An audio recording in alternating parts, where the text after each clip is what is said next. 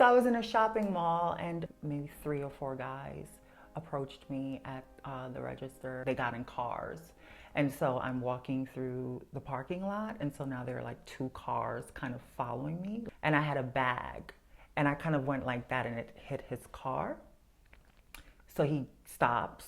He gets out. He said, I should shoot you right now. You touch my car, you effing man. You know, I should kill you right now. It was very serious because at this point they're very, very angry and laughing.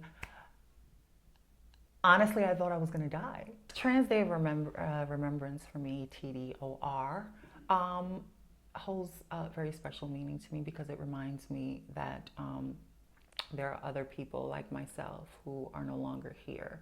You know, especially with the recent incident that happened in Bushwick, that happened a block away from me. Where the trans woman was beaten with a 2x4 on her way home, and that I live right there. You know, it could be me. For me, growing up, I was raised in New York City's broken foster care system. Even through the pain that I faced from abuse in that family, and sexual abuse and physical abuse, emotional, mental, it was still the moment I think of teaching me how to survive. And so for me, I remember like sleeping on the subway station and I was telling myself, so what's the next step? Because I knew going back home wasn't gonna be my reality.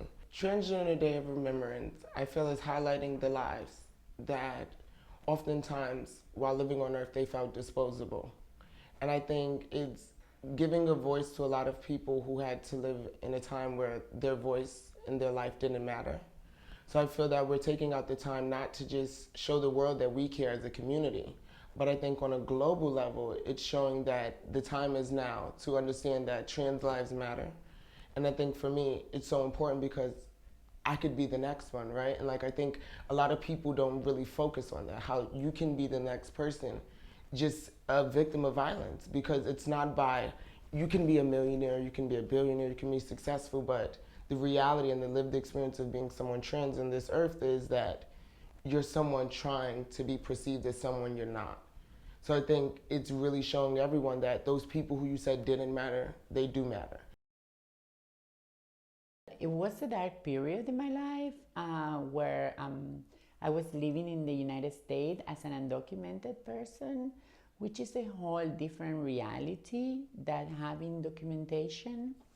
And I have a history of substance abuse, so I was very deep into doing heavy drugs, and I ended up in jail, and I ended up in treatment and with a deportation order, and it was a very dark time for me.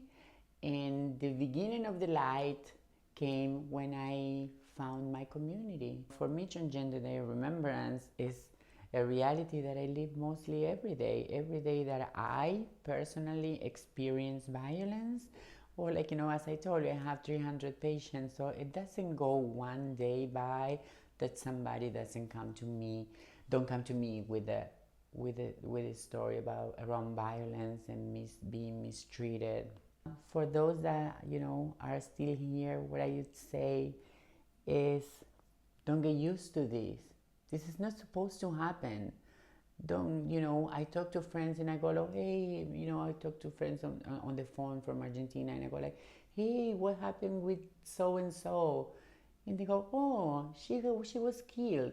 Like it's something normal, like it's something to be expected, like it's something that is okay. And that's what we cannot let happen. This is not normal. This is not supposed to happen.